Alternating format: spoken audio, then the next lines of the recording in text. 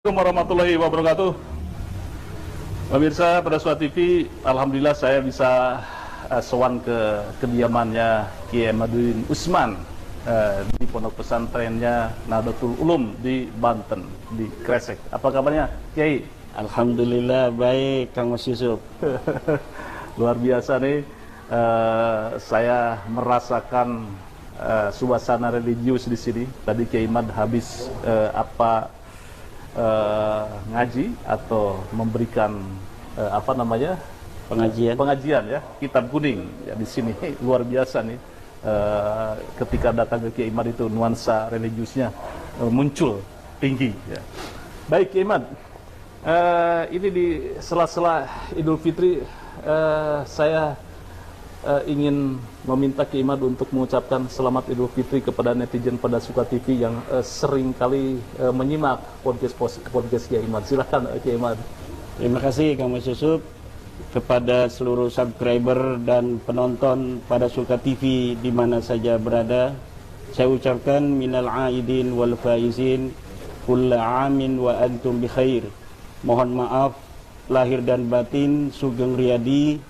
Semoga seluruh subscriber daripada Suka TV senantiasa Allah berikan nikmat yang luar biasa dalam hidupnya, diberikan rizki yang banyak, dan Allah mudahkan segala urusannya. Amin. Terima kasih Kiai. Terima kasih Bang. Luar biasa. Sama-sama. Ini ucapan yang bersejarah buat saya dan subscriber dan netizen semuanya. Baik Kiai, saya kesini nih mau konfirmasi nih Kiai. Kemarin saya podcast dengan Terah Sunan Ampel, Kiai Munawir, yang mengatakan menantang Habib Rizik untuk berdebat dengan Kiai Ahmad. Kemudian saya juga podcast dengan salah satu Kiai Sepuh, yaitu Gus Lim di Bogor, pengasuh pondok pesantren Ibnu Akil. Malahan beliau lebih maju lagi, Kiai. Siap untuk menggelar debat nasab ini antara Kiai dan Habib Rizik. Hadiahnya ini luar biasa ini, bukan karena Gus Lim mengatakan bahwa bukan mereka tidak punya uang. Saya yakin Kiai Ahmad itu banyak uangnya, kemudian Habib Rizik umroh berkali-kali, tetapi rasa bahagianya kalau ini terjadi, debat ini akan diumrohkan, umroh bersama, termasuk saya ini pada Suara TV sebagai saksi sejarahnya. Luar biasa. Ya, saya ucapkan terima kasih sama Gus Lim, seorang kiai yang kita kenal, sangat mempunyai karisma di wilayah Kabupaten Bogor dan sekitarnya. Dan saya menyambut baik usulan beliau, orang tua kita Gus Lim, untuk bersedia menjadi penyelenggara terjadinya debat antara saya dan Rizik Syihab. Tetapi terus terang saya, Kang Mas Yusuf, pesimis bila pihak Rizik Syihab berani untuk melayani tantangan debat dari Gus Lim itu. Tapi Kiai Ahmad itu serius nih, siap kalau ada undangan untuk berdebat dengan Habib Rizik. Ketika saya membuat sebuah tesis itu kan sebenarnya menunggu antitesis. Iya. Ketika antitesis itu ada, nanti kita lihat antitesisnya ini memenuhi syarat tidak untuk disebut antitesis dari sebuah tesis yang telah dikeluarkan oleh seorang peneliti seperti saya. Iya. Dikeluarkan oleh seorang peneliti seperti saya. Iya. Jadi berbagai macam kesempatan yang dimana saya diundang selama ini, suasana-suasana akademis yang saya harapkan itu selama ini selalu gagal. Di UIN Syarif Hidayatullah gagal. Ketika kita mau dipertemukan dengan Profesor Said Agil Al-Munawar, gagal. Iya. Kemudian di Wali Songo ketika dipertemukan kita rencananya dengan Rabita Alawiyah, gagal. Iya. Sebelumnya di Banten juga, ketika panitia Banten akan mengadakan dan mempertemukan saya dengan Topik Segaf, itu pun gagal. Iya. Hanya dikirim Hanifah Latas dan beberapa orang dari saudara kita dari Kibin, tetapi ternyata mereka juga tidak mengatasnamakan sebagai perwakilan dari Rabita Alawiyah. Iya. Kemudian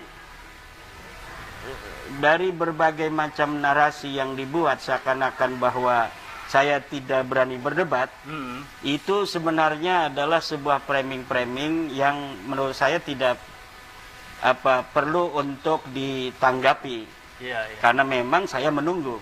Jadi kalau apabila pihak Rizik Syihab ketika ditantang oleh Kiai dari Bogor, Guslim, itu kemudian menerima, daripada kita perang-perang begitu seperti kata beliau itu mau nantang perang monyet-monyet, lebih baik kita perang argumentasi, perang epistemologis, bagaimana nasab Balawi yang sudah putus ini dipertanggungjawabkan oleh mereka di hadapan publik.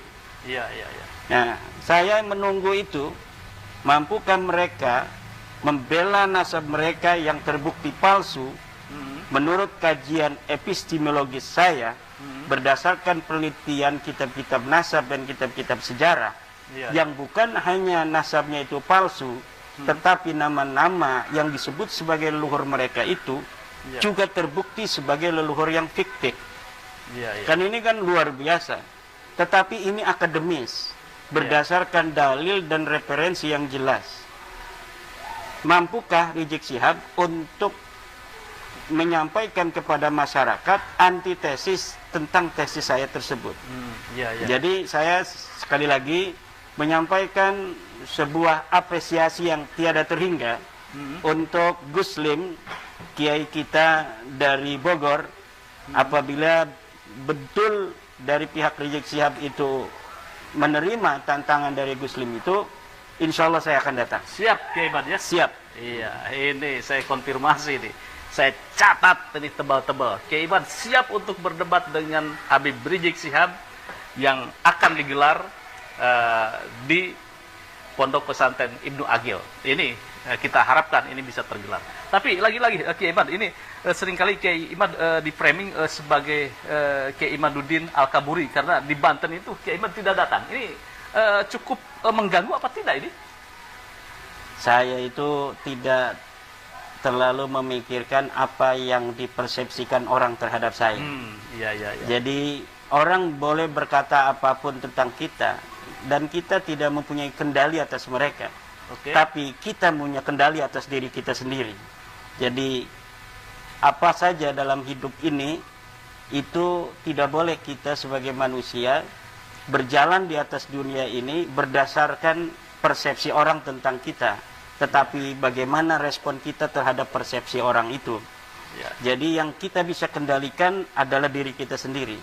Orang mau berkata apa tentang diri kita itu silahkan, tetapi kita bisa mengendalikan respon terhadap apa yang mereka katakan.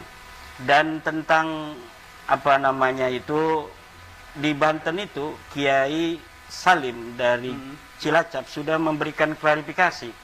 Karena memang beliau adalah sebagai salah satu orang yang berada di tengah-tengah acara itu. Beliau hadir di situ, beliau juga adalah pendukung daripada tesis saya, dan beliau juga mengaku bahwa waktu itu siap untuk meladeni Rabita Alawiyah, membantu Kiai Imad untuk berdebat dengan Rabita Alawiyah. Asalkan Rabita Alawiyah itu betul-betul atas nama Rabita Alawiyah. Jadi walaupun bukan topik segap, tetapi yang hadir itu mendapatkan surat mandat dari Rabita Alawiyah. Tetapi ketika Kiai Salim menanyakan bersama Gus Ajus Jazuli, dan waktu itu masih ada Tengku Qori. Iya, Tengku waktu itu ya. Iya, masih ada Tengku Qori. Apa Tengku?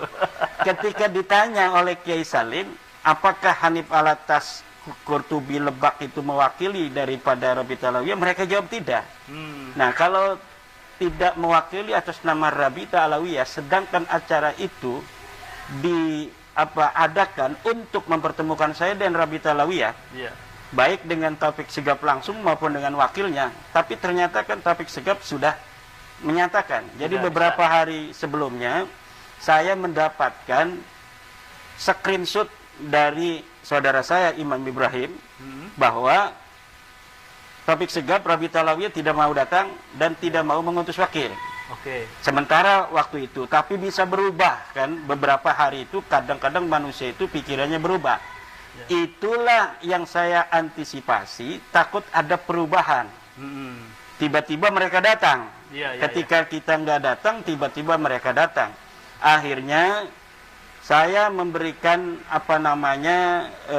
semacam surat mandat, karena itu juga diminta oleh Tengku Qori, bahwa Kiai agar ada sebuah kenang-kenangan buat saya dalam hidup saya merantau ke Jawa ini, bahwa saya pernah membela Kiai, membela nasab Rasulullah. Tolong bikinkan sebuah surat mandat atas nama saya, dan beberapa perwakilan lainnya akan saya laminating dan akan saya pajang katanya di tembok sebagai kenang-kenangan dalam hidup saya. Oke, saya penuhi permintaan Tengku Qori itu.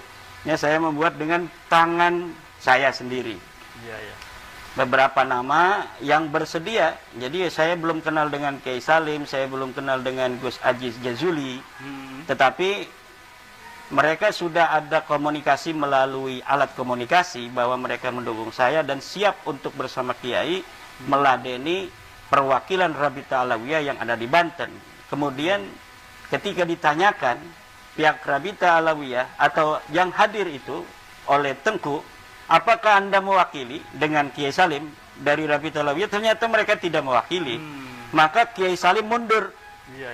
Kiai Salim mundur, tidak mau, maka di situ hanya ada Tengku, ada Aziz Jazuli, Gus Aziz, dan satu lagi. Dan akhirnya ya itu terjadi debat kusir. Yang paling terkenal diam.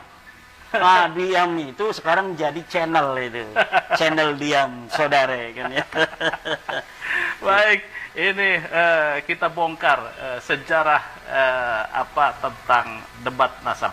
Baik, kemarin itu kan juga Habib Hanif dan kawan-kawan ya, Rumel Abbas juga membuat buku itu, jawaban mengokohkan bahwa nasab, keabsahan nasab Balawi. Kemudian Kiai Imad pun memberikan sebuah jawaban dengan buku yang tidak kalah tebalnya, malah lebih tebal Kiai Imad. Nah, ini pesan moral apa yang ingin Kiai sampaikan kepada netizen atau kepada akademisi?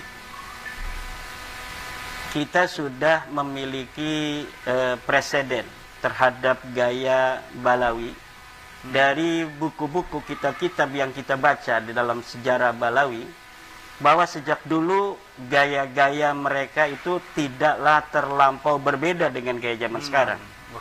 Bagaimana skandal ilmiah yang dibuat oleh Ali Asakran yang menyebut nama ulama-ulama sebelumnya, yang banyak sekali dalam kitabnya Al-Burqatul Musiqah, bahwa nasab mereka sebagai seorang sayyid itu sudah dilegitimasi oleh ulama-ulama masa lalu, dan disebutkan di situ oleh Ali Asakran nama-nama ulama. Ternyata ketika kita verifikasi dari kitab-kitab ulama-ulama tersebut, maka ulama tersebut sama sekali tidak menyebutkan itu. Nah, tetapi mereka rajin sekali, Kang Mas Yusuf, membuat buku dan membuat kitab-kitab. Ada 27 kitab minimal dari masa lalu sebelum ada bab nasab ini, yang menyatakan atau menghimpun pendapat-pendapat mereka tentang bahwa nasab mereka itu sahih. Jadi sebenarnya mereka itu sejak lama meragukan nasabnya mereka sendiri, sehingga dengan itu mereka memerlukan sebuah penguatan terus-menerus tiada henti sampai hari ini terbongkar selama 550 tahun dari 895 sampai 2022-2023 itu 550 tahun kebohongan kedustaan nasab mereka, yang sebelumnya mereka mengaku 895, dari 345 juga adalah 550 tahun.